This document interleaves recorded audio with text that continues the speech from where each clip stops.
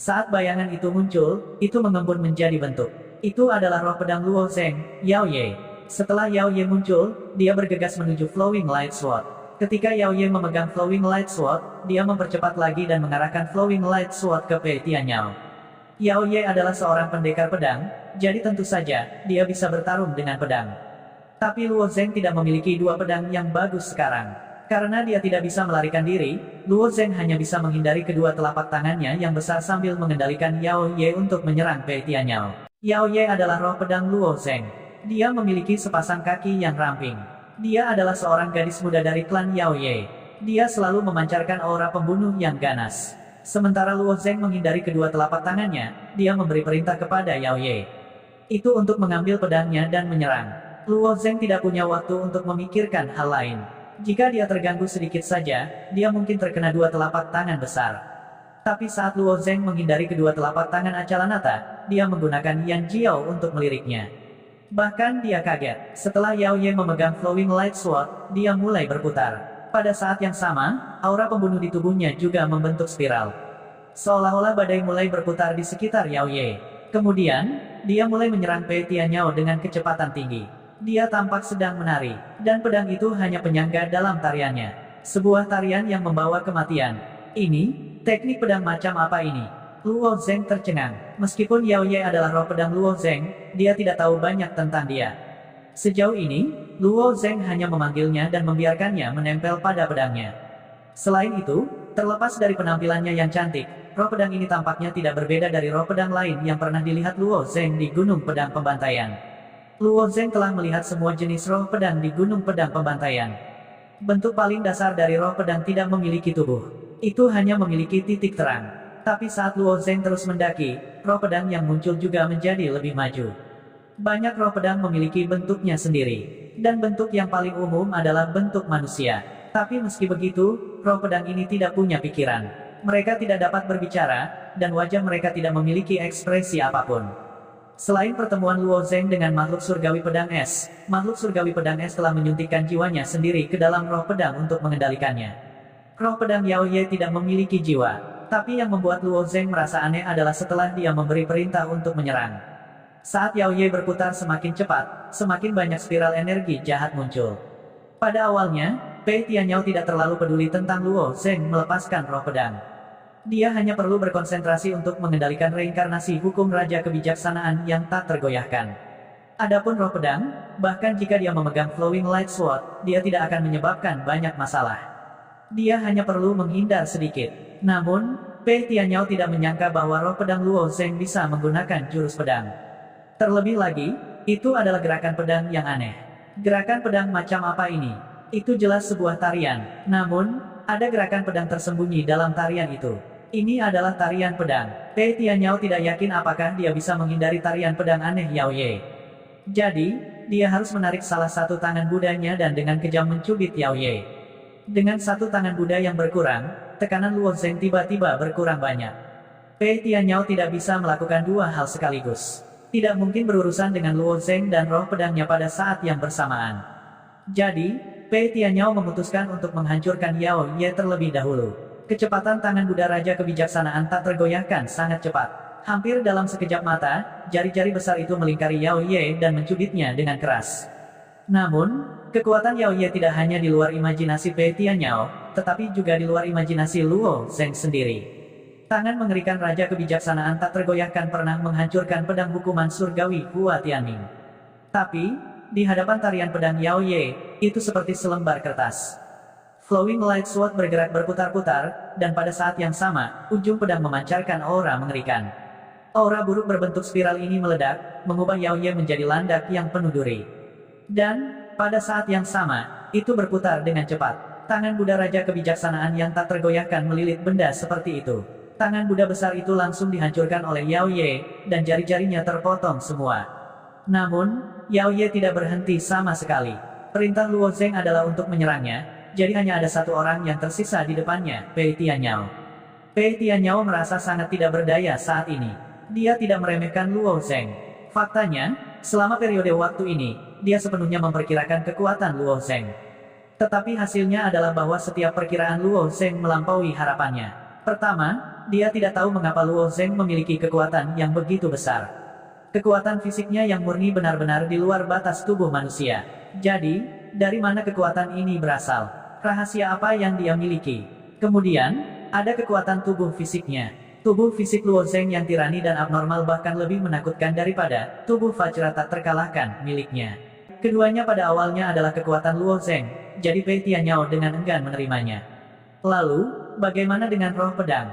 Roh pedang ini baru saja dikultivasikan baru-baru ini. Pei Tianyao juga menerima bahwa roh pedang yang baru dibudidayakan dapat berubah menjadi bentuk manusia. Dia berpikir bahwa Luo Zeng berbakat dan memiliki kesempatan yang tidak dapat ditandingi oleh orang biasa. Tetapi bahkan jika roh pedang bisa berubah menjadi bentuk manusia, bagaimana bisa begitu kuat? Roh pedang bisa memiliki jurus pedangnya sendiri, dan gerakan pedang yang begitu tajam. Pei Tianyao terdiam. Pei Tianyao bukan satu-satunya yang terdiam. 100.000 orang di antara penonton juga tidak bisa berkata-kata. Kaki panjang putih salju Yao Ye samar-samar terlihat di tengah aura spiral. Wajahnya acuh tak acuh dan penuh semangat kepahlawanan. Dia tampak seperti Valkyrie yang dikirim oleh surga ke dunia fana. Dan tarian pedangnya sangat indah. Tarian pedangnya sangat mempesona. Terkadang, tarian pedangnya mempesona dan mengharukan. Terkadang, dia melompat seperti naga. Rambut panjangnya menutupi setengah dari wajahnya yang seperti batu giok. Dengan tarian pedang ini, Pei Tianyao terpaksa mundur lagi dan lagi. Aku sangat iri. Jika saya memiliki roh pedang seperti itu, saya tidak perlu menjadi begitu kuat. Aku hanya bisa mengawasinya setiap hari. Lebih dari iri, aku juga ingin memujanya. Apakah ini roh pedang sialan? Siapa yang memberitahuku bahwa dia adalah roh pedang sialan? Dia hanyalah seorang dewi. Biarkan saya memberitahu Anda caranya. Dalam mimpimu, kamu mungkin memiliki roh pedang yang begitu indah. Apakah Anda ingin memilikinya dalam kenyataan? Kamu tidak akan bisa memilikinya di kehidupan selanjutnya. Luo Yan menggigit bibirnya dan napasnya sedikit cepat. Dia tidak tahu apa yang terjadi pada Luo Zeng ketika dia jatuh ke tanah. Dia tidak tahu apa yang terjadi pada kakaknya. Dia tidak tahu bahwa kakaknya memiliki begitu banyak metode bertarung. Saudaraku, kamu terlalu kuat. Hua Tianming, yang sedang menonton pertempuran, menggelengkan kepalanya lagi. Telapak tangan Pei Tianyao dapat langsung menghancurkan pedang hukuman langit miliknya, tetapi tidak dapat melakukan apapun pada roh pedang yang dipanggil oleh Luo Zeng. Ini agak aneh dan tidak dapat diterima. Sebenarnya, keanehan Hua Tianming itu wajar. Ketika Luo Zeng bertarung dengannya, dia juga menggunakan roh pedang. Tetapi pada saat itu, Luo Zeng langsung mengintegrasikan Yao Ye ke dalam pedangnya sendiri, dan Luo Zeng sendiri Niki jahat Yao Ye untuk menghadapi musuh. Masalahnya adalah Luo Zeng tidak memupuk penggunaan Evil Ki, jadi penggunaan Evil Ki-nya sebenarnya pada level yang sangat rendah. Dia sepenuhnya mengandalkan kekuatan Evil Ki itu sendiri untuk mematahkan pedang hukuman langit. Yao Ye sendiri tahu gerakan pedang, dan dia menggunakan tarian pedang yang aneh untuk mengerahkan kekuatan Evil Ki secara ekstrim. Ini adalah sesuatu yang tidak diharapkan Luo Zeng. Dengan kata lain, Yao Ye sendiri tampaknya lebih kuat dari Luo Zeng. Pei Tianyao terpaksa mundur ke tepi arena. Di belakangnya ada penghalang yang dibentuk oleh tirai tipis. Jika dia terus mundur, dia harus mengakui kekalahan atau menghadapi tarian pedang Yao Ye. Dengan kata lain, dia tidak punya tempat untuk mundur. Melihat Yao Ye semakin dekat dan dekat dengannya, Pei Tianyao sekali lagi menutup telapak tangannya. Ada segel Buddha di muridnya. Itu adalah segel Buddha emas. Penderitaan di tubuh, yang terbaik adalah fokus pada hati. Jangan terguncang oleh dunia luar, dan jangan memiliki pikiran di tengah. Pei Tianyao bergumam pada dirinya sendiri. Menghadapi tarian pedang Yao Ye, dia sepertinya sudah menyerah untuk melawan. Namun, segel Buddha di matanya tiba-tiba pecah, dan segel Buddha yang hancur itu benar-benar tersebar di mata kanannya. Tampaknya mata kanannya memancarkan sinar cahaya kemasan. Tak perlu dikatakan, semua orang tahu bahwa Pei Tianyao akan meledak. Namun, Pei Tianyao telah menggunakan hantu raja kebijaksanaan tak tergoyahkan. Jadi, kartu apa lagi yang dia miliki yang bisa lebih kuat dari hantu raja kebijaksanaan tak tergerak? Tentu saja, setelah mata kanan Pei Tianyao mekar dengan cahaya kemasan, mata kanan hantu raja kebijaksanaan tak tergoyahkan juga mekar dengan cahaya kemasan. Dan di bawah cahaya kemasan ini, telapak tangan raja kebijaksanaan yang tak tergoyahkan sekali lagi mengembun. Saat telapak tangan mengembun, Pei Tianyao sekali lagi menyatukan kedua telapak tangannya. Dan ketika dia memisahkan tangannya, nyala api muncul di telapak tangannya. Itu adalah api biru tua. Berbeda dengan telapak tangan Pei Tianyao, nyala api biru yang lebih besar muncul di telapak raja kebijaksanaan yang tak tergoyahkan. Api karma, api dosa. Karma jahat merugikan orang seperti api, juga dikenal sebagai api yang membakar orang-orang berdosa di neraka. Dalam agama Buddha, ada dua jenis api yang paling kuat. Salah satunya adalah api sejati para Buddha dan Bodhisattva, dan yang lainnya adalah api karma. Orang harus tahu bahwa jasa kebajikan para Buddha dan Bodhisattva luar biasa, begitu pula karma negatif semua makhluk hidup. Niat saya adalah teratai hijau, lahir di dunia keruh. Meskipun jahat, itu tidak akan mencemari. Itu hanya akan membakar surga dan mengubahnya menjadi api neraka yang tak ada habisnya. Setelah api karma teratai hijau yang mengamuk bermekaran di tangan Pei Tianyao, api itu terbagi menjadi dua api, satu besar dan satu kecil. Yang kecil mekar ribuan bunga teratai dan terbakar ke arah Yao Ye, sedangkan api karma teratai hijau besar di tangan Raja Kebijaksanaan tak tergoyahkan langsung menghantam tanah. Kekuatan api karma teratai hijau jauh melampaui imajinasi orang. Di bawah tekanan api karma kecil, Yao Ye, yang awalnya mengandalkan aura jahatnya yang mendominasi, aura jahatnya langsung meleleh. Meskipun Yao Ye memiliki banyak aura jahat, dia takut dia tidak akan bisa bertahan selama beberapa tarikan napas. Melihat ini, Luo Zeng menggerakkan pikirannya dan membiarkan Yao Ye mundur dengan Flowing Light Sword. Yao Ye berubah menjadi sedikit cahaya dan kembali ke tubuh Luo Zeng, sementara Flowing Light Sword juga disimpan di cincin spasial Luo Zeng. Pendekatan selangkah demi selangkah Luo Zeng akhirnya membuat Pei Tianyao benar-benar marah. Ketika orang biasa marah, darah akan memercik 5 langkah. Ketika seorang kaisar marah, jutaan mayat akan tergeletak di tanah. Ketika seorang Buddha marah, dia akan membakar dunia. Api mengamuk yang dipancarkan oleh api karma teratai hijau menyulitkan 100.000 murid sekte awan biru di sekitar arena untuk bernapas. Banyak murid mulai panik dan mulai melarikan diri. Beberapa bahkan saling menginjak. Untuk sesaat, semua jenis teriakan dan kutukan bisa terdengar. Murid-murid ini telah belajar untuk menjadi pintar. Menonton pertunjukan adalah satu hal, tetapi jika mereka membiarkan api karma teratai hijau membakar mereka, bukankah mereka akan dibakar menjadi abu? Dalam hal itu tidak layak. Itu tidak seperti ini belum pernah terjadi sebelumnya. Beberapa kali, para murid yang menonton dari luar terpengaruh oleh pertempuran antara Luo Zeng dan Wang Yun. Murid-murid yang dapat berpartisipasi dalam kompetisi adalah murid-murid teratas di puncaknya masing-masing. 100.000 murid yang datang untuk menonton pertarungan hari ini jauh lebih lemah dari sebelumnya. Jika mereka tidak melarikan diri lebih awal, mereka akan dibakar menjadi abu. Ketika api karma teratai hijau besar di tangan bayangan Acalanata hancur, sebuah rune misterius tiba-tiba muncul di tanah arena. Rune inilah yang dengan kuat menahan api karma teratai hijau besar di arena. Para tetua di sekitarnya juga memperhatikan serangan Pei Tianyao. Kekuatannya terlalu besar, jadi mereka siap bergandengan tangan untuk menstabilkan tirai cahaya. Tetapi kemudian mereka menemukan bahwa api karma teratai hijau sangat terkendali. Itu hanya membuat api karma tetap di arena, bahkan tidak sedikit pun bocor. Salah satu tetua menggelengkan kepalanya dan menghela nafas, api Buddha ini benar-benar aneh. Saya belum pernah melihat seni bela diri yang benar-benar dapat membatasi kekuatan api. Dengan kekuatan dan visi sesepuh ini, dia juga bisa menggunakan serangan level Pei Tianyao. Tapi dia tidak bisa dengan tepat mengontrol kekuatan serangan di arena. Karena itu, semua api tidak dapat menyebar. Mereka semua terkonsentrasi di arena, sehingga kekuatan api lebih terkonsentrasi dan lebih kuat. Luo Zeng di arena akan sengsara, penatua lain mengangguk dan berkata. Setelah menyadari bahwa api karma teratai hijau yang menakutkan tidak dapat melarikan diri dari arena, para murid juga menjadi tenang. Tetapi pada saat ini, Luo Zeng benar-benar tenggelam di dalamnya. Api karma ini sangat istimewa. Sekilas saja sudah memberikan perasaan yang menggetarkan jiwa. Seolah-olah nyala api ini bisa membakar jiwa seseorang. Hanya melihat api membuat mataku sakit. Bagaimana rasanya jika aku dibakar olehnya? Kamu bisa pergi dan mencoba. Api karma berasal dari 18 tingkat neraka. Aku jamin kamu akan merasa baik. Aku ingin tahu apa yang akan terjadi pada Luo Zeng dalam api karma. Akankah dia mampu menahan pembakaran api karma? Pada saat ini, kebanyakan orang tidak khawatir tentang kemenangan atau kekalahan Luo Zeng, tetapi keselamatan Luo Zeng. Bagaimanapun, api karma Pei Tianyao terlalu menakutkan. Itu adalah langkah pembunuhan yang mematikan. Memikirkan bagaimana Luo Zeng menekan Pei Tianyao sepenuhnya, itu jelas merupakan keputusan yang salah. Pei Tianyao adalah reinkarnasi dari Raja Kebijaksanaan yang tak tergoyahkan. Akankah dia memiliki akhir yang baik jika dia membuat marah Sang Buddha? Murid paling berbakat dalam sejarah sekte awan biru tidak akan jatuh seperti ini, kan? Wajah Su Qianing juga sangat khawatir. Meskipun kinerja Luo Zeng terlalu bagus, yang membuat Su Qianing sangat tertekan, bagaimana mungkin dia tidak peduli dengan Luo Zeng? Namun, pada saat ini, ada satu orang yang berencana memasuki arena. Orang ini adalah Luo Yan. Dia tidak tahu apakah kakaknya bisa selamat dari api karma ini, tetapi dia mengerti bahwa dia tidak boleh membiarkan kakaknya berada dalam bahaya seperti itu. Sosok Luoyan berubah menjadi aliran cahaya dan dengan cepat mendekati arena. Gumpalan True Essence membentuk True Essence Ring yang melayang di sekelilingnya. Cincin esensi sejati langsung berubah menjadi paku hitam. Jika dia ingin memasuki arena, dia harus terlebih dahulu memecahkan tirai cahaya di depannya.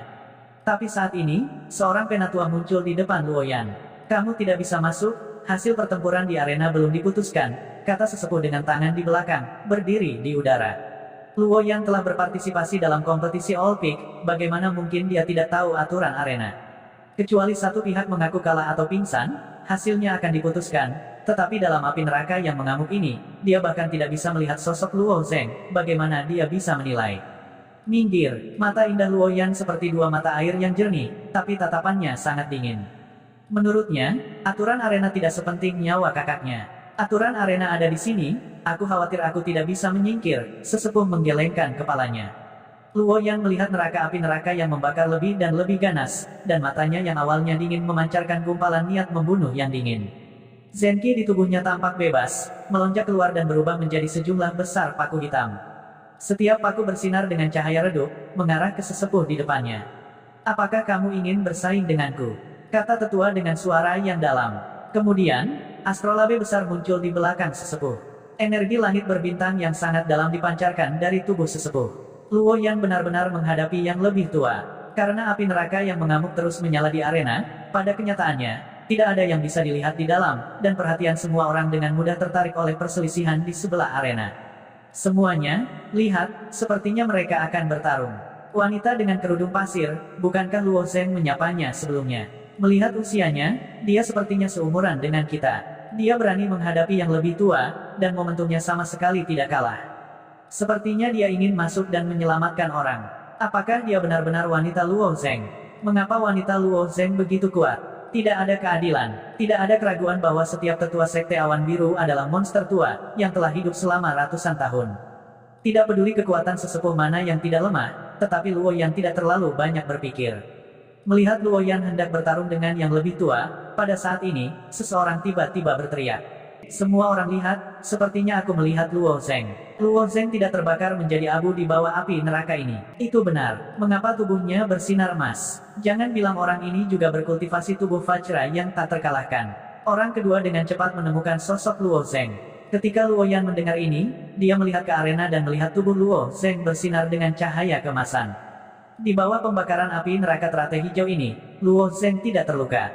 Selain itu, pusaran emas di tubuh Luo Zeng sepertinya menyerap api. Tidak perlu menguraikan kekuatan api neraka ini. Kakaknya benar-benar menyerap api ini ke dalam tubuhnya. Bagaimana organ internalnya bisa menahan pembakaran api neraka ini? Luoyan tidak bisa mengetahuinya. Bagaimanapun, pada saat ini, Luo Zeng tampaknya tidak terluka. Api neraka teratai hijau sama sekali tidak membahayakan dirinya. Hati Luoyan lega, jadi dia melihat yang lebih tua dengan matanya yang besar, dan bahkan ada jejak permintaan maaf yang main-main di matanya. Di hadapan gadis kecil seperti itu, yang lebih tua tidak bisa marah. Dia hanya bisa membiarkannya pergi. Dia menggelengkan kepalanya dan berpikir bahwa gadis kecil ini terlalu peduli dengan Luo Zeng. Pei Tianyao, yang berdiri di neraka api neraka, tidak bisa merasakan suhu api neraka saat ini. Seluruh tubuhnya tampaknya telah jatuh ke dalam gudang es, dan dia menatap Luo Zeng dengan kosong. Untuk waktu yang lama, Pei Tianyao tidak bangga dengan kekuatannya, tetapi keadaan pikirannya. Sebagai reinkarnasi dari Raja Kebijaksanaan yang tak tergoyahkan, ia memiliki sifat Buddha yang unik yang melampaui segalanya. Sebesar apapun situasinya, dia selalu bisa menjaga ketenangan hati. Oleh karena itu, keadaan pikirannya seperti tepi danau, menjaga ketenangan setiap saat. Tapi hari ini, ada riak, dan kemudian gelombang besar. Pada saat ini, keadaan pikirannya telah terbalik. Pei Tianyao benar-benar ingin muntah darah. Bagaimana Luo Zeng melakukannya? Seberapa menakutkan kekuatan api karma teratai hijau? Dia tahu itu dengan sangat baik. Jika Luo Zeng menggunakan beberapa teknik rahasia untuk sementara menahan api karma teratai hijau, Pei Tianyao akan merasa lebih baik. Tetapi masalahnya adalah Luo Zeng sama sekali tidak takut dengan api karma. Pusaran air bahkan muncul di tubuhnya dan menelan api karma teratai hijau. Hal semacam ini sulit diterima oleh siapapun. Ketika dia bertarung melawan Hua Tianming, Pei Tianyao menyembunyikan beberapa kartu truf. Menurutnya, itu harus lebih dari cukup untuk berurusan dengan Luo Zeng. Tetapi pada akhirnya, tidak peduli kartu truf mana yang dia mainkan, Luo Zeng sepenuhnya menahan mereka. Dia tidak ingin menggunakan api karma teratai hijau, atau lebih tepatnya, dia tidak pernah berpikir bahwa Luo Zeng akan mampu memaksa api karma teratai hijau keluar. Ketika dia dipaksa ke tepi arena oleh roh pedang Luo Zeng, Pei Tianyao berpikir bahwa Luo Zeng mungkin memiliki beberapa metode khusus untuk melawan api karma teratai hijau miliknya. Masalahnya adalah, bahkan jika dia bisa menolaknya untuk sementara waktu, dia tidak bisa menahannya selamanya. Neraka api karma bisa bertahan lama. Pei Tianyao bukan orang bodoh. Bahkan jika Luo Zeng memiliki cara untuk menahan api karma untuk sementara, dia tidak akan bisa melawannya. Pada akhirnya, Luo Zeng melakukannya dengan lebih teliti. Dia tidak melawan api karma teratai hijau, tetapi langsung menyerapnya. Pei Tianyao tidak memiliki kesempatan untuk bergerak. Pada saat ini, dia benar-benar ingin bertanya, di mana Luo Zeng menyerap api karma teratai hijau.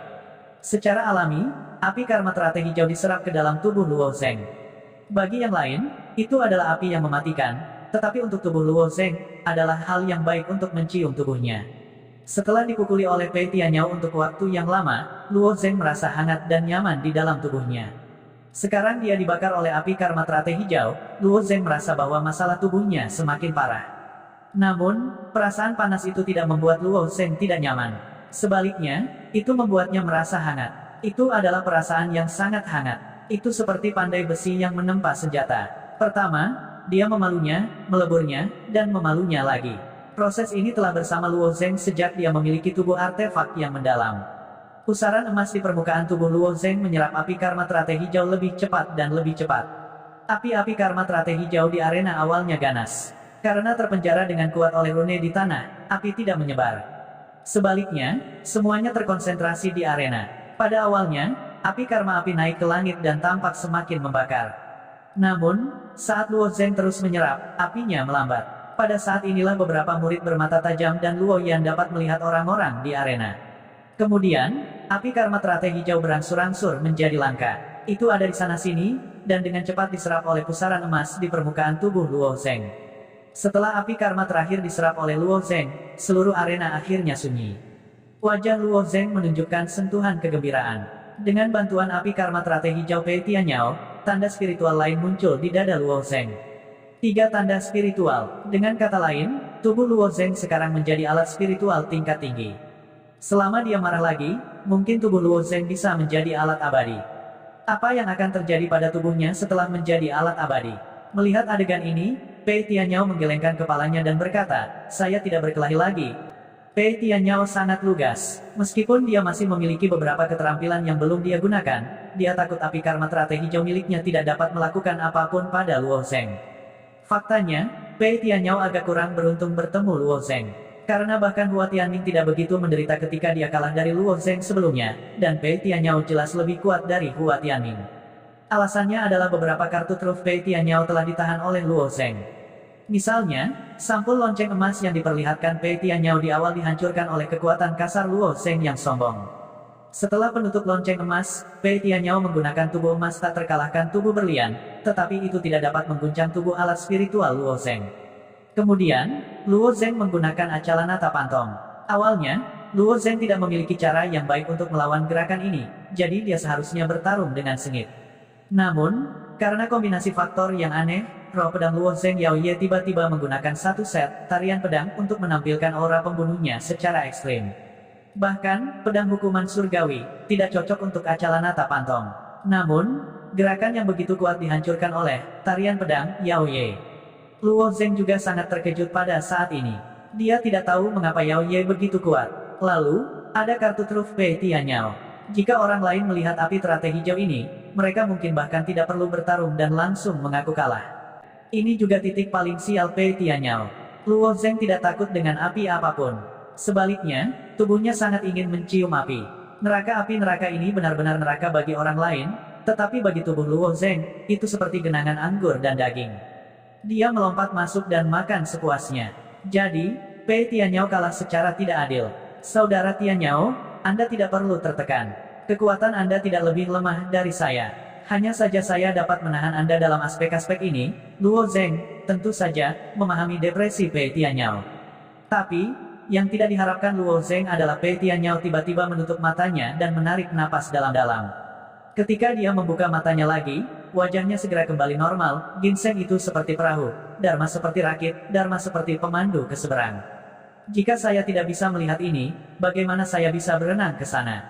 Sisi lain, terima kasih, Luo Zheng. Karena kebetulan ini, Pei Tianyao terbangun. Pei Tianyao awalnya adalah reinkarnasi dari Raja Kebijaksanaan yang tak tergoyahkan. Jadi, dia sangat cerdas. Dia bisa memahami lebih banyak hal dengan memanfaatkan kesempatan ini. Pada saat ini, pikirannya luar biasa tenang. Kemudian, dia menoleh ke wasit dan berkata, saya mengaku kalah. Wasit menganggukkan kepalanya. Hasil dari kompetisi puncak ini akhirnya diselesaikan. Dia mengumumkan, Luo Zheng dari puncak hujan kecil, kemenangan, Pei Tianyao, kalah. Setelah wasit mengumumkan hasil pertempuran antara Luo Zheng dan Pei Tianyao, seorang penatua naik ke atas panggung dan mengumumkan peringkat daftar langit hijau. Semua orang juga membicarakannya. Bahkan jika peringkat daftar langit hijau keluar, hasil akhirnya masih Luo Zheng yang mengambil tempat pertama. Tepat ketika semua orang menghela nafas dengan emosi, cahaya putih tiba-tiba muncul dari selatan. Dari jauh, itu tampak seperti meteor yang melesat melintasi langit, bergegas menuju sisi ini dengan kecepatan tinggi. Di bawah pengawasan orang banyak, cahaya putih dengan cepat mendekat. Mata Luo Zheng dan Pei Tianyao tertuju pada cahaya putih. Ketika jaraknya beberapa mil, keduanya menyadari bahwa cahaya putih itu adalah seseorang yang menggunakan Shen Yuan untuk terbang. Masalahnya adalah orang itu hanya berjarak beberapa ratus kaki dari panggung, tetapi dia tampaknya tidak memiliki niat sedikit pun untuk melambat. Apalagi kepalanya masih menghadap ke bawah. 500 kaki, 300 kaki, 10 kaki. Luo Zheng ingin memperingatkan mereka, tetapi sudah terlambat. Orang yang terbungkus cahaya putih langsung menabrak panggung. Karena inersia yang sangat besar, dia tidak berhenti bahkan di bawah dampak yang dahsyat. Seluruh tubuhnya seperti bola yang menggelinding belasan kali di atas panggung. Akhirnya, dia berhenti dan memanjat dari tanah. Karena kepalanya langsung membentur panggung, sepertinya separuh lehernya bengkok. Dia mengulurkan tangannya dan meraih kepalanya, membuat suara, kakak. Kemudian dia santai dan sepertinya merasa jauh lebih nyaman. Itu adalah seorang pria muda berusia awal 20-an. Dia tampan, tetapi fitur wajahnya selalu memberi orang semacam perasaan yang tidak terkoordinasi dan bahkan lucu. Meskipun cara dia masuk sangat memalukan, tidak ada yang berani meragukan kekuatannya. Jika orang biasa menabrak tanah terlebih dahulu seperti itu, otak mereka mungkin akan rusak. Namun, orang ini tidak terluka sama sekali. Ini adalah kemampuannya. Pei Tianyao menghela nafas. Pria ini akan selalu membuat heboh setiap kali dia muncul. Tetapi meskipun dia menghela nafas, dia masih dengan hormat berkata, kakak. Dia adalah orang nomor 1 di Azure Cloudlist, dan juga kakak dari ratusan ribu murid di Sekte Awan Biru, Li Yifeng. Pintu masuk Li Yifeng terlalu keren. Lebih dari 100.000 orang juga tercengang ketika mereka melihat adegan ini. Karena dia bisa terbang di langit, itu berarti orang ini setidaknya berada di tahap penerangan jiwa. Untuk bisa melangkah ke tahap Soul Illumination berarti bakatnya tidak lemah, tapi penampilannya seperti orang idiot. Siapa orang bodoh ini? Seorang murid bertanya. Kecilkan suaramu. Aku tidak menyangka Pei Tianyao memanggilnya kakak senior. Seharusnya Li Yifeng. Bukankah Li Yifeng sedang mengasingkan diri? Dia keluar saat ini. Dengan kata lain, All Peaks turnamen belum berakhir. Setelah para murid melihat Pei Tianyao kalah, mereka menunggu sesepuh mengumumkan peringkat dan perubahan Azure Cloud List. Mereka tidak menyangka bahwa Li Yifeng akan benar-benar muncul pada saat terakhir. Sekarang ada sesuatu untuk dilihat. Bagaimanapun, 100.000 murid Sekte Awan Biru yang hadir telah menghabiskan 1 poin, yaitu 2 kubus batu kristal untuk dimasuki. Jika 2 kubus batu kristal ini ditempatkan di daerah biasa, itu akan setara dengan aset keluarga biasa. Namun, melihat Li Yifeng dalam keadaan linglung, mereka tidak tahu apakah pertarungan akan dimulai atau tidak. Tianyao, lihat wajah ikanmu yang mati. Kamu kalah, kata Li Yifeng sambil tersenyum nakal. Pei Tianyao mengangguk. Kekuatanku tidak cukup baik, jadi wajar saja jika aku kalah. Meskipun dia memanggil kakak senior Li Yifeng, Pei Tianyao benar-benar tidak ingin berbicara dengan orang ini. Li Yifeng ini adalah benih yang merepotkan. Jelas, Li Yifeng tidak mudah dibodohi. Dia berjalan ke depan, meletakkan tangannya di bahu Pei Tianyao dan tersenyum. Apa maksudmu dengan itu? Wajar saja. Kamu seharusnya sangat tidak puas. Aku pikir anak laki-laki di seberangmu itu hanya di tahap kedua Xiantian. Kamu benar-benar memalukan. Anda sendiri. Apakah Anda ingin kakak senior Penatua membantu Anda mendapatkan kembali wajah Anda? Saya jamin Anda tidak akan bisa mengenali ibu Anda. Tidak perlu, kakak senior Penatua. Dalam kompetisi besar ini, semua orang hanya bertukar petunjuk. Ini tidak seperti kita mencoba untuk membentuk dendam, wajah Pei Tianyao sudah menjadi hitam. Orang Li Yifeng ini benar-benar sulit untuk dihadapi. Saya pikir itu masih perlu. Anda bisa dengan santai menyalin beberapa salinan metode dasar kultivasi Buddhis yang telah Anda pelajari sebagai hadiah, oke? Kata Li Yifeng sambil tersenyum. Pei Tianyao mengutuk dalam hatinya. Oke ibumu, tapi dia masih berkata, tidak perlu, kakak senior, saya masih memiliki banyak hal yang harus dilakukan. Saat Li Yifeng dan Pei Tianyao sedang berbicara, penatua yang mengumumkan peringkat tiba-tiba berkata, Pei Tianyao, apakah Anda membuat terobosan lain selama pengasingan Anda? Ya, dan saya bahkan menembus 2 tingkat berturut-turut. Dari tingkat ketiga refleksi surgawi ke tingkat ke-6 dari refleksi surgawi, kata Li Yifeng sambil meregangkan pinggangnya, seolah-olah menaikkan batasnya sendiri sesederhana makan dan tidur. Jika ada beberapa harta kuno atau pil super, maka memang benar bahwa seorang seniman bela diri dapat dengan cepat membuat terobosan di ranah refleksi surgawi. Tapi, pil jenis ini sangat langka di wilayah timur. Sebagian besar pil yang dapat disempurnakan oleh para alkemis wilayah timur ditujukan pada bentuk kehidupan Xiantian. Selain itu, fondasi Li Yifeng sangat kokoh. Jelas bahwa dia tidak bergantung pada pil, tetapi sepenuhnya mengandalkan kemampuannya sendiri untuk menerobos. Untuk menembus 3 level berturut-turut, bakatnya benar-benar mencengangkan. Lumayan, karena kamu telah mencapai tingkat ke-6 dari ranah refleksi surgawi, maka menurut aturan, namamu harus dihapus dari Azure Sky Proclamation. Sekarang, saya akan mengumumkan peringkat akhir kompetisi besar tahun ini, kata yang lebih tua. Menurut aturan Sekte Awan Biru, kompetisi besar dan proklamasi langit Azure memiliki batas atas kekuatan seseorang. Yang terkuat tidak bisa melebihi tingkat ketiga dari alam refleksi surgawi. Siapapun yang melebihi level ini akan otomatis dihapus dari daftar. Menurut kekuatan Li Yifeng dalam pendaftaran, dia memang memiliki kualifikasi untuk berpartisipasi dalam Grand Competition of the Peaks. Tetapi begitu dia keluar dari pengasingan, dia langsung melompat dari alam refleksi surgawi tingkat ketiga ke alam refleksi surgawi tingkat ke-6. Dia tidak terlalu jauh dari ranah Xiantian yang ekstrim. Dengan kata lain, itu tidak akan lama sebelum basis kultivasinya akan sebanding dengan guru tercerahkan itu, atau bahkan para tetua yang sedikit lebih lemah. Selain itu, fondasi Li Yifeng kokoh, tidak seperti banyak guru dan tetua tercerahkan di Sekte Awan Biru yang hanya bisa mencapai langkah ini dengan bantuan pil setelah gagal membuat terobosan. Dalam hal kekuatan nyata, dia mungkin tidak terlalu jauh dari guru tercerahkan itu. Dalam keadaan seperti itu, sangat tidak adil bagi Li Yifeng untuk berpartisipasi dalam Grand Competition of the Peaks. Jangan, Penatua G. Saya terlahir sebagai murid Sekte Awan Biru, dan saya akan mati sebagai murid Sekte Awan Biru. Mengapa Anda menghapus nama saya dari daftar? Meskipun saya telah membuat terobosan, daftar nama masih ada di Grand Competition of the Peaks. Bantah Li Yifeng. Pada saat ini, Penatua G juga agak ragu-ragu.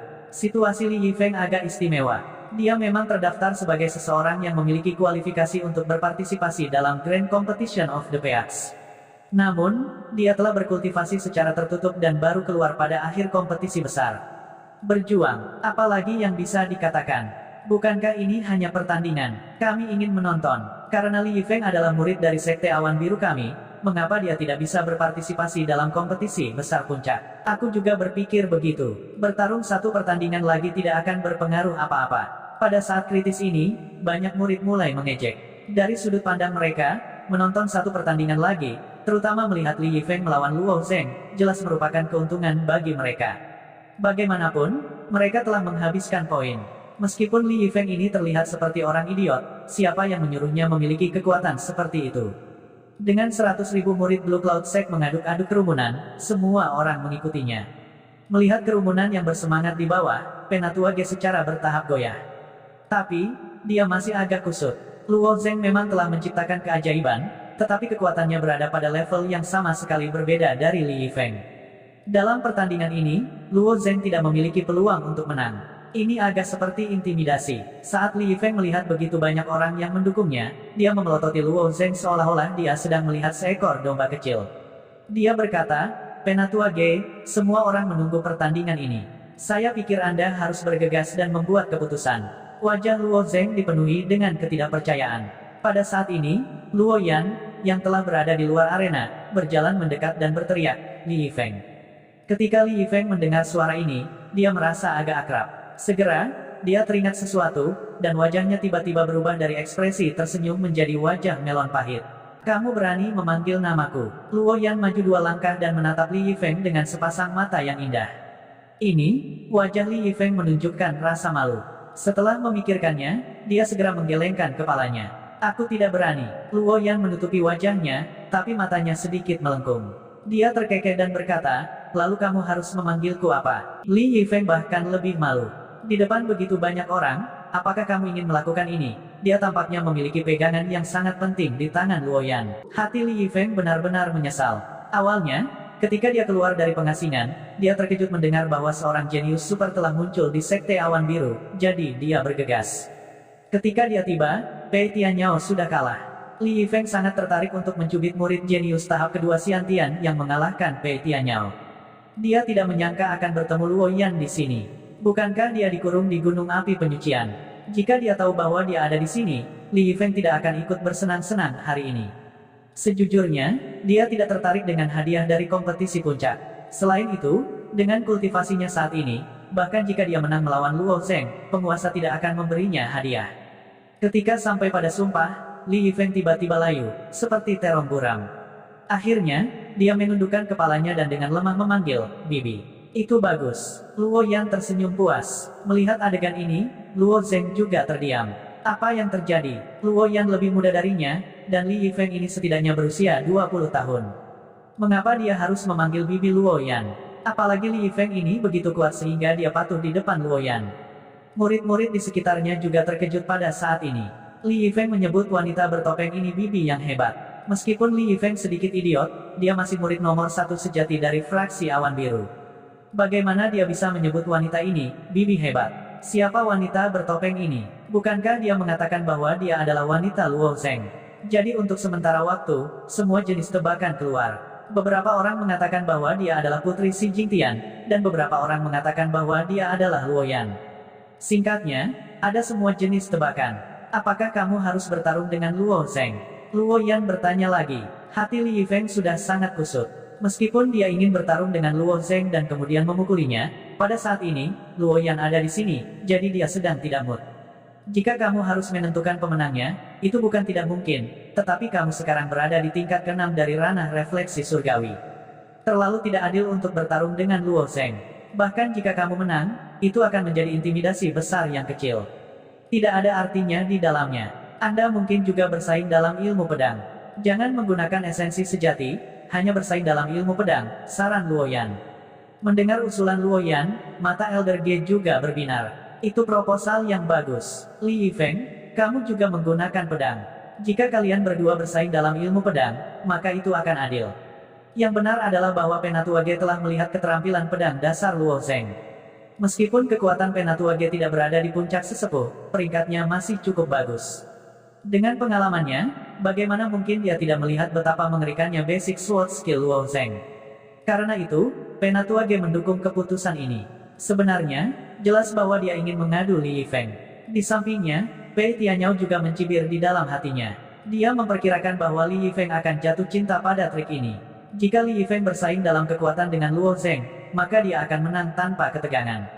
Tetapi jika dia bersaing dengan Luo Zheng dalam ilmu pedang, Li Yifeng mencubit hidungnya dan dengan santai berkata, aku, Li Yifeng, tidak pernah takut pada siapapun dalam ilmu pedang.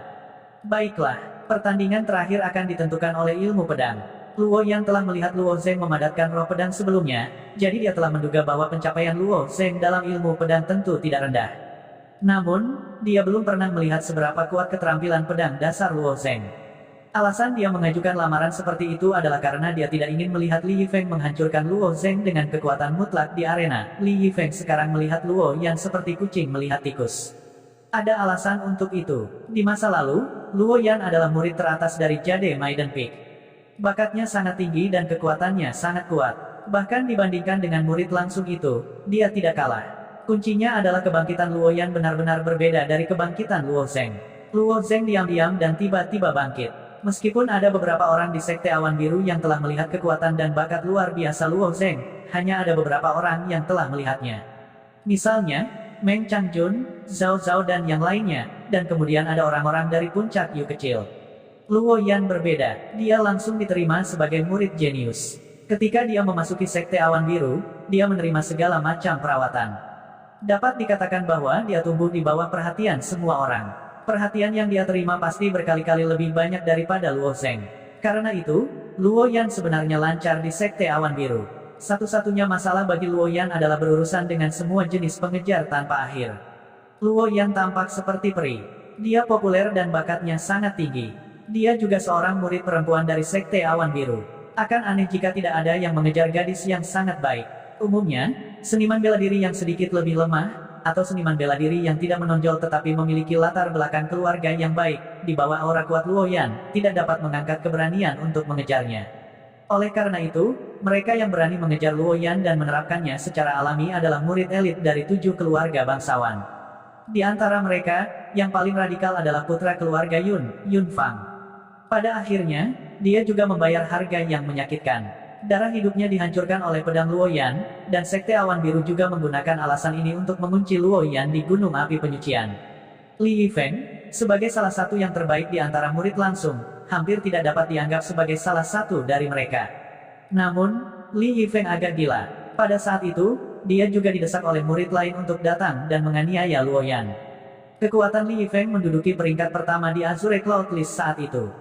Kekuatan ini jauh lebih kuat dari Luo Yan. Masih sangat sulit bagi Luo Yan untuk berurusan dengan Li Yifeng. Namun, dengan kilasan inspirasi, Luo Yan memilih untuk bertaruh dengan Li Yifeng. Li Yifeng memang sangat kuat. Dapat dikatakan bahwa bakatnya sudah tidak setingkat dengan banyak murid dari Sekte Awan Biru. Bahkan jika dia ditempatkan di sekte besar manapun, dia bisa langsung dipromosikan menjadi murid inti. Masuk akal untuk mengatakan bahwa dia dengan mudah memenangkan tempat pertama di kompetisi puncak terakhir. Dia memiliki peluang besar untuk lulus uji coba Azure Cloud Road dan dipromosikan ke Cloud Hall. Dikatakan bahwa dia memang pernah berjalan di Azure Cloud Road, tetapi di tengah jalan, dia tiba-tiba merasa mengantuk dan benar-benar tertidur di Azure Cloud Road. Untuk dapat berjalan di Azure Cloud Road, apakah itu dilewati atau tidak, mungkin adalah impian banyak murid Sekte Awan Biru dalam hidup ini. Tapi Li Yifeng benar-benar tertidur di Azure Cloud Road. Hal ini membuat Master Sekte Xi Jingtian sangat marah. Dia awalnya berharap Li Yifeng bisa lulus uji coba Azure Cloud Road dan melangkah ke Cloud Hall untuk menjadi murid inti Cloud Hall. Pada akhirnya, dia benar-benar tertidur. Jadi setelah keluar dari Azure Cloud Road, Xi Jingtian langsung melemparkan Li Yifeng ke Gunung Api Penyucian dan mengurungnya selama setahun. Dari sini, orang bisa melihat kekuatan Li Yifeng, dan pada saat yang sama, orang juga bisa melihat kebodohannya. Menggunakan poin ini, Luo Yan bertaruh dengan Li Yifeng. Hasilnya jelas, Li Yifeng kalah taruhan. Kekuatan Luo Yan mungkin tidak sebagus Li Yifeng, tetapi dalam hal kecerdasan, Li Yifeng jauh lebih rendah daripada Luo Yan. Dia praktis memainkan Li Yifeng berputar-putar. Jika pertama kali tidak berhasil, Li Yifeng masih harus bertaruh untuk kedua kalinya. Pertama kali adalah bertaruh bahwa Li Yifeng memiliki banyak poin di tangannya. Kedua kalinya adalah bertaruh pada pedang Li Yifeng. Ketiga kalinya adalah karena Li Yifeng hampir bangkrut, jadi dia bertaruh bahwa Li Yifeng akan memanggil neneknya ketika mereka bertemu. Meskipun Li Yifeng idiot, dia masih memiliki kesadaran diri. Sebagai kakak magang senior besar dari fraksi Awan Biru, terlalu memalukan baginya untuk memanggil saudara perempuan magang junior yang bertahun-tahun lebih tua darinya sebagai bibi. Jadi sejak saat itu, Li Yifeng akan mengambil jalan memutar setiap kali dia melihat Luo Yan. Jika dia benar-benar tidak bisa menghindarinya, dia akan dengan patuh memanggilnya nenek. 3 tahun lalu, dia dengan mudah memenangkan tempat pertama di kompetisi puncak. Dalam 3 tahun terakhir ini, kekuatannya telah meningkat pesat. Dengan kultivasi dan kekuatannya saat ini, jika dia bersaing dengan Luo Zheng, dia memang akan menindas yang lemah. Namun, karena Penatua Ge telah menerima proposal ini, dan bocah lelaki Luo Zheng itu tidak menentangnya, dia tentu saja senang. Meskipun dia tidak bisa menggunakan esensi sejati, Li Yifeng masih cukup percaya diri dengan ilmu pedangnya sendiri. Karena ini murni kompetisi pedang, maka jika kamu kalah, kamu tidak bisa mengatakan bahwa aku menindas yang lemah. Kamu juga akan dengan tulus diyakinkan. Benarkan? Li Yifeng mengedipkan matanya dan menatap Luo Zheng sambil diminta. Luo Zheng mengangguk, keterampilan pedang tidak ada hubungannya dengan kekuatan. Apa yang mereka lawan adalah pemahaman mereka tentang ilmu pedang. Saya tentu tidak akan berpikir bahwa Anda menindas yang lemah. Bagus. Li Yifeng terkekeh dan tiba-tiba mengeluarkan pedang dari cincin spasialnya. Pedang ini terlihat biasa saja dan nilainya tidak tinggi, itu hanya artefak mendalam tingkat tinggi. Sebagai kakak senior dari ratusan ribu murid Sekte Awan Biru, semua orang berpikir bahwa dia setidaknya akan mengeluarkan artefak abadi, atau bahkan pedang artefak abadi kelas menengah. Mereka tidak menyangka bahwa itu hanya artefak yang mendalam. Harus diketahui bahwa beberapa murid pelataran luar dapat menggunakan artefak mendalam tingkat tinggi. Li Yifeng mungkin juga merasa bahwa artefak yang dalam di tangannya ini tidak cocok dengan identitasnya, jadi dia hanya tersenyum canggung. Tidak ada jalan lain. Dia memang memiliki artefak abadi sebelumnya, tetapi artefak abadi itu hilang dari Luoyan. Sekarang sepertinya Luoyan tidak berniat mengembalikan pedang itu kepadanya, jadi dia hanya bisa menggunakan artefak yang dalam. Suara mendesing. Pada saat ini, Luo Zeng juga mengeluarkan Flowing Light Sword miliknya sendiri. Tubuh pedang yang cerah mencerminkan ekspresi bermartabat Luo Zeng. Li Yifeng ini terlalu kuat, jauh lebih kuat dari Pei Tianyao. Meskipun dia terlihat gila, Li Yifeng dengan santai berdiri di sana, tetapi Luo Zeng tidak bisa melihat kekurangannya. Menurut perkiraan Luo Zeng, bahkan jika ada 3 Pei Tianyao yang menyerang pada saat yang sama, mereka hanya akan mampu mengikat dengan Li Yifeng.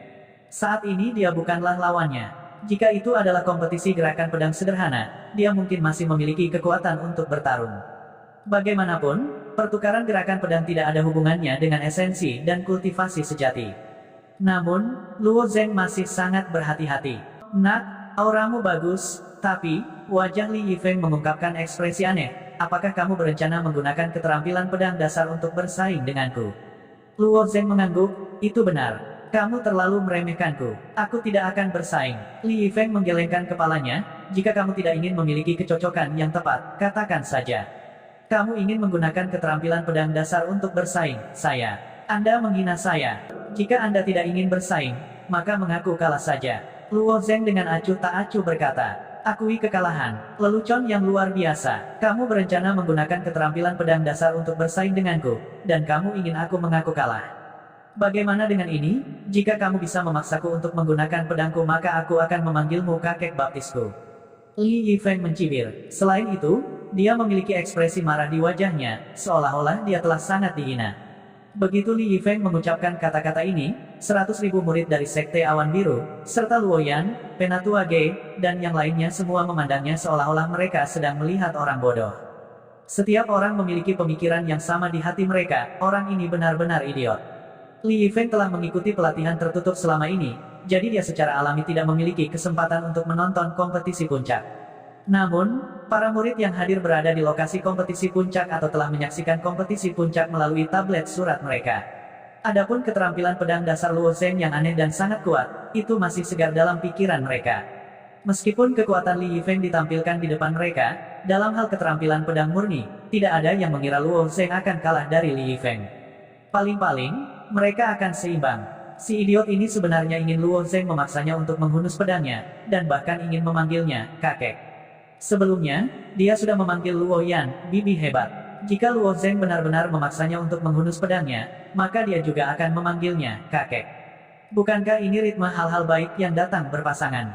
Tentu saja, karena Li Yifeng selalu bodoh, tidak ada yang mengingatkan Li Yifeng.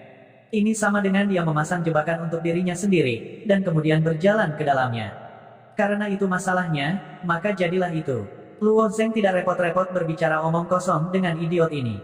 Begitu suaranya jatuh, dia langsung menghunus pedangnya. Jurus pertama Luo Zeng adalah pedang tikam yang paling umum.